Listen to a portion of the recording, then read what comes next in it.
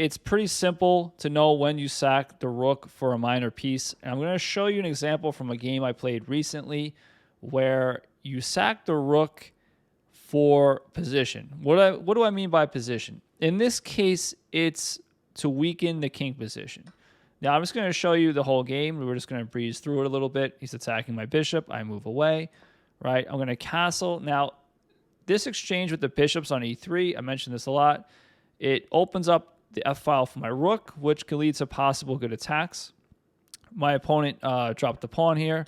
And here I hit him with the rook sack.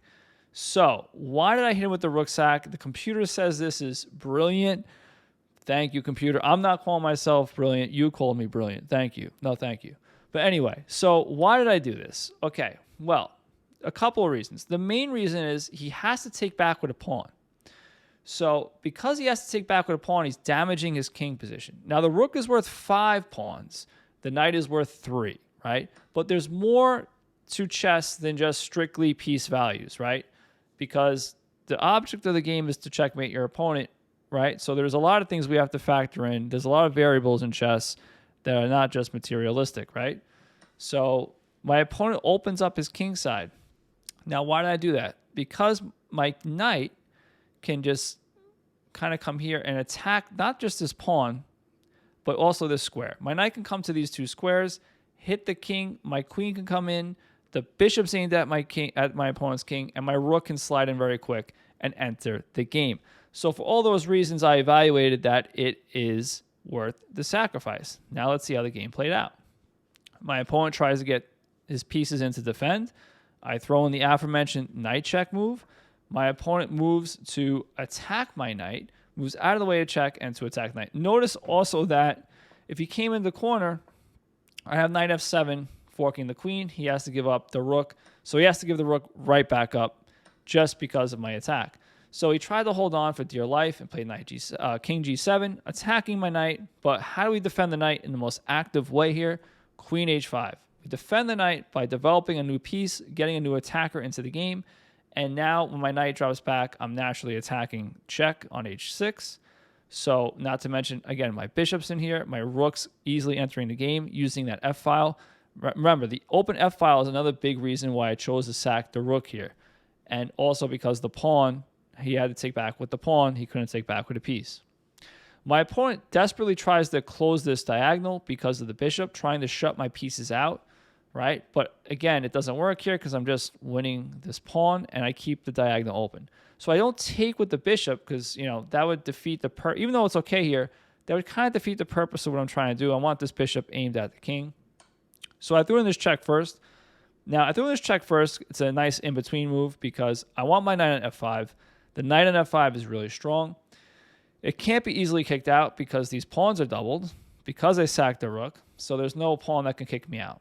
The only piece that can really take the knight without giving up material is the bishop, right? Which would take 2 moves for him to do that and 2 moves that he doesn't have. So he comes back, and now I just simply take the pawn, and I have the pawn protecting and the bishop. So he took, I took back. Now he has really only piece he has that can get rid of the knight. I should have said this before, is the knight. It was the bishop before and the knight. Now it's just the knight. But again, he's not going to have time to do anything like that. Okay, so he tries to defend f7 more with his queen. But here I just move my queen in, and now my queen's threatening checkmate. Now this forces him to play the move rook g8. Rook g8 is the only move that can stop g7. Again, this attack that I have all came from sacrificing the rook. And ironically, one of the reasons, in my opinion, why the rook is so valuable is because it covers so many squares. And because it covers so many squares, it could impact the position that much easier, right? And by impacting the position, sometimes that's a sacrifice, right? Sometimes sacrificing, because the rook is so powerful because it can give itself up for less material. But it changes the position. That's the key. The rook can easily change the position because it covers so many squares. And you can, air quotes, sacrifice. Okay, so my opponent guards g7. So obviously I can't checkmate him because he'll just take my queen.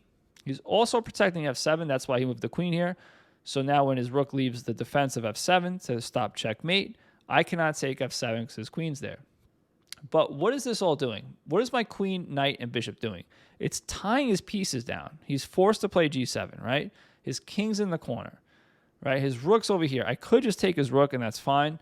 But I wanted to enter. I wanted to, not to sound too deep and philosophical, but I didn't want to be too materialistic in this game. I wanted to really accentuate the fact that I'm playing for position, to emphasize the strength, the importance of positional chess, right? So taking the rook is probably best, but this is actually fine too. Rook f1, and the idea is everything's tying him down. His car is it's on the cliff, and we just have to push the car off the cliff, right?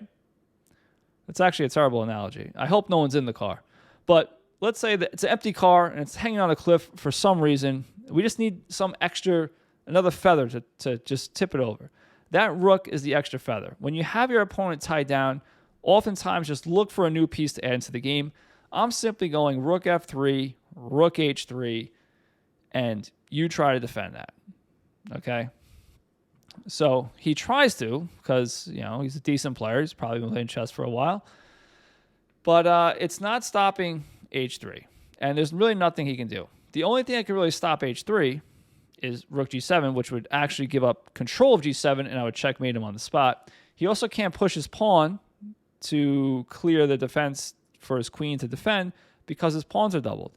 Again, his pawns are doubled because I sacrificed the rook, doubling up his pawns, which weakens his king, opens files, and actually stops his opponent when we blockade from pushing pawns in front of his king, so now he can't defend laterally.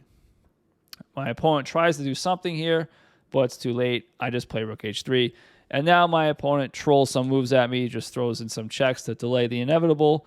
But here, my opponent resigns because there's no way to stop checkmate. The only way, I guess, is to play this, but that would be checkmate on the spot. He could prolong it even more, I guess, if he wanted to, play this f5. But again, anyway, the whole point is don't be afraid sometimes to sack the rook if you can evaluate that move impacts the position in a powerful and negative way for your opponent, and you could follow it up with attacking moves and keeping your opponent on their heels. Anyway, if you like that video, check out this one, and don't forget to like and subscribe and hit the bell icon for more content coming your way. Anyway, catch you guys next time. Go play some chess.